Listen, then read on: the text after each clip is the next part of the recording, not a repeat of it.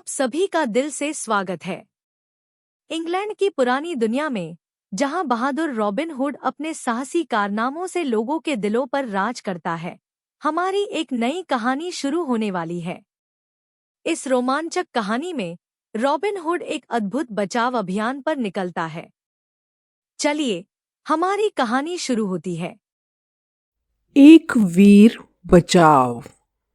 पिछले एपिसोड में हमने सुना कि रॉबिन हुड वुडमैन विल और उसके पिता वनकर्मियों से भाग जाते हैं, लेकिन रॉबिन उन दो आदमियों के बारे में चिंतित है जिन्हें वनकर्मियों ने पकड़ लिया था, और वह और वुडमैन विल उन्हें बचाने के लिए वापस जाते हैं।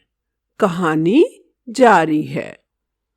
विल, रॉबिन ने कहा, मुझे उस सड़क के बारे में विस्तार से बताओ जो वनपाल को नॉटिंघम तक ले जाएगी। विल ने सड़क और आसपास की जगह के बारे में बताना शुरू किया। कुछ मिनट तक उसकी बात सुनने के बाद रॉबिन ने उसे यह कहते हुए रोका, एक विस्तृत खुला क्षेत्र तुम कह रहे हो? यह बहुत अच्छा रहेगा, मुझे वहां ले चलो। विल और उनके आने से पहले हमें वहां पहुंचना होगा। वुडमैन का पूरा नाम विल स्टूटली था। उन्होंने जल्दी और निश्चित रूप से मार्ग का नेतृत्व किया और वे जंगल के माध्यम से खुले क्षेत्र में पहुंच गए, जहां वनपाल खुले मैदान के बीच में था। रॉबिन ने विल को पेड़ों के पीछे छिपा दिया और साहसपूर्वक खुले क्षेत्र में कदम रखते हुए आने वाले लोगों का जोर से चिल्लाकर स्वागत किया। रॉबिन ने पुकारा, हे वनपाल, अपने कैदियों को तुरंत रिहा करो। समूह का नेतृत्व कर रहे मुख्य वनपाल ने ऊपर देखा। यह देखकर हैरान रह गया कि रॉबिन हुड उसके सामने खड़ा था और कैदियों को रिहा करने का आदेश दे रहा था। एक क्षण बिना रुके उसने अपने तरकश से एक तीर निकाला और अपने धनुष की सहायता से उसने रॉबिन की ओर छोड़ दिया। लेकिन रॉबिन बहुत दूर खड़ा था और तीर उसके सामने कुछ मीटर पर जा गिरा। रॉबिन ने अपना धनुष बाण तैयार किया और उसका एक उत्कृष्ट तीर चीफ फॉरेस्टर यानी वनपाल के कंधे में जा लगा। जो कुछ हुआ था उस पर अन्य वनपाल सदमे में दिखे। जब रॉबिन ने फिर से कहा तो कोई प्रतिक्रिया नहीं हुई। कैदियों को रिहा करो या अपने प्रमुख के समान भाग्य का सामना करो। जब वे उसकी बोली लगाने के लिए आगे नहीं बढ़े तो रॉबिन ने एक तीर चलाया जो बंदियों के दाहिनी ओर खड़े वनकर्मी पर जा लगा। दूसरा तीर बाईं ओर खड़े वनकर्मी के कंधे में जा लगा। अन्य वनकर्मी दूर हो गए जब उन्होंने देखा कि कैदियों के करीब खड़े होने का मतलब है कि वह तुरंत मारे जाएंगे। उनमें से 3 जो रॉबिन के कौशल से भयभीत थे, विपरीत दिशा में भाग गए। अन्य वनवासी अपने मुखिया को जमीन पर दर्द से करहाते हुए देख रहे थे और भयभीत होकर वे भी भागने लगे। अपनी बहादुरी को भूल गए और अपने साथियों के साथ भागने लगे और कैदियों को पीछे छोड़ने में शामिल हो गए। तुमने कर दिखाया रॉबिन, तुमने यह कर दिखाया। देखो वे कैसे भाग रहे हैं, विल ने उत्साह से कहा जैसे ही वो पेड़ों के पीछे से बाहर आया। मुझे जाने दो दोनों आदमियों को छुड़ाने के लिए। विल तेजी से दोनों कैदियों के पास दौड़ा और अपने तेज चाकू से उनकी रस्सियों को काट दिया। वह दोनों आदमियों के साथ रॉबिन की ओर दौड़ा। दोनों आदमी खुशी और आभार से भरे हुए थे। उन्होंने रॉबिन और विल को 100 बार धन्यवाद दिया, क्योंकि वे निश्चित रूप से जानते थे कि अगर फॉरेस्टर उन्हें नॉटिंघम ले गए होते तो उन्हें फांसी पर लटका दिया जाता। मेरा नाम मच है और मैं मिलर का बेटा हूँ, एक आदमी ने कहा, जो थोड़ा चौड़ा और मोटा था और एक अच्छा चेहरा और हंसमुख मुस्कान थी। लेकिन दूसरा आदमी थोड़ा चिंतित था अब हम कहाँ जाएंगे? उसने चिंता में पूछा। निश्चित रूप से फॉरेस्टर और आदमियों को इकट्ठा करेंगे और जल्द ही हमारी तलाश शुरू कर देंगे। सच है, चलते हैं, विल ने कहा। रॉबिन, आपको हमारे साथ चलना चाहिए, क्योंकि अगर शेरिफ के आदमी या वनपाल ने तुम्हें पकड़ लिया तो जो कुछ आज तुमने किया है उसके लिए तुम्हें कड़ी से कड़ी सजा दी जाएगी। रॉबिन सहमत हो गया और जंगल के बीच विल के पीछे चलने लगा। वे जल्द ही ओक के पेड़ के पास पहुंचे और बूढ़े आदमी को जड़ पर आराम करते हुए देखा। उन्होंने उसे सारी घटनाएं सुनाई और उसने उदास होकर सिर हिलाया। हमें अब जंगल के इस हिस्से में नहीं देखा जाना चाहिए, उन्होंने कहा। जो कोई भी इन अत्याचारियों के खिलाफ खड़ा होता है उसकी जान जाना निश्चित है। मैं जंगल के उस पार अपनी बेटी के घर जाऊंगा। मैं वहां सुरक्षित रहूंगा। तुम क्या करोगे विल?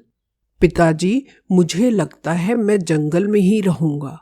आज से रॉबिन हुड एक डाकू है और मैं उसका वफादार अनुयायी हूँ, विल ने घोषित किया। इन शब्दों को सुनकर रॉबिन चौंक गया। वह जीवन भर कानून का पालन करने वाला व्यक्ति रहा है, लेकिन दुर्भाग्य से वन कर्मियों से बचकर कैदियों को छुड़ाना और मुखिया और उनके आदमियों को घायल करना, इन सब घटनाओं ने वास्तव में उसे एक डाकू बना दिया था। इस विचार से उसके मन में एक ठिठुरन आ गई, लेकिन फिर उसने अपने चारों ओर नजर घुमाई और देखा कि हरे भरे पेड़, हवा में सरसराहट कर रहे पत्ते और सूरज की सुनहरी किरणें उनमें चमक रही थीं। यह सब देख उसके मन में एक शांति का एहसास हुआ।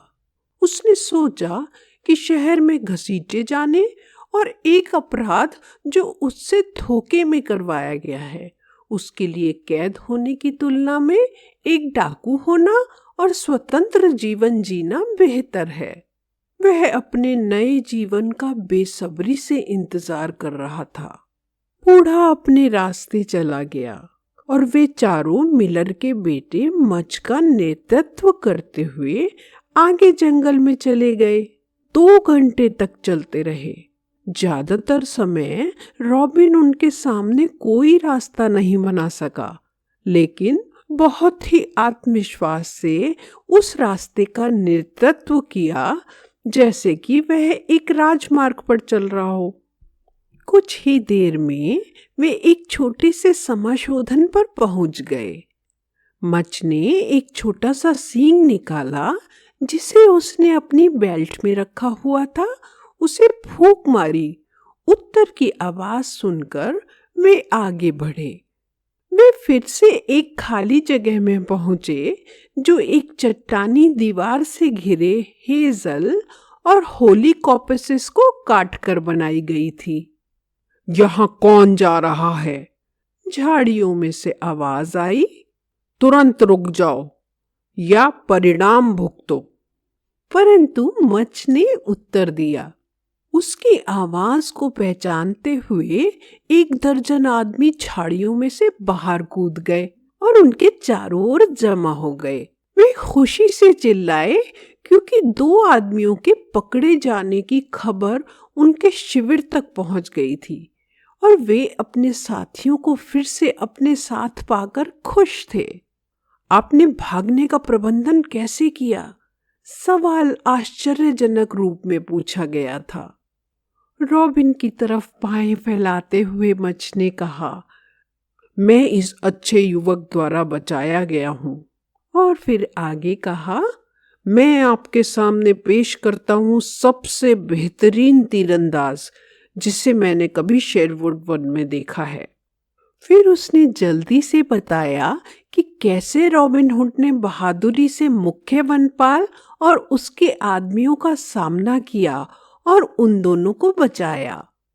अगले एपिसोड में हमसे जुड़े और सुने रॉबिन के रोमांचक कारनामे।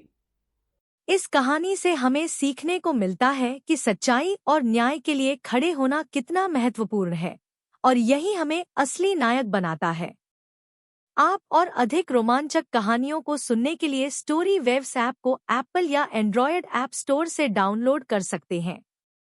एक स्टोरी वेव्स सब्सक्रिप्शन 1 महीने में $1 से कम में आता है, जो आपके परिवार के लिए गुणवत्तापूर्ण कहानियों को लाने का सबसे सस्ता तरीका है। सभी नए कहानियां स्टोरी वेव्स ऐप पर उपलब्ध हैं और सबसे रोमांचक सामग्री केवल ऐप पर ही मिलती है। आप हमारे YouTube चैनल को सब्सक्राइब करें और इंस्टाग्राम, टिकटॉक और स्पॉटिफाई पर स्टोरी वेव्स को फॉलो करें ताकि आप आगामी सामग्री के बारे में अपडेट पा सकें। आपको यह कहानी सुनने के लिए धन्यवाद।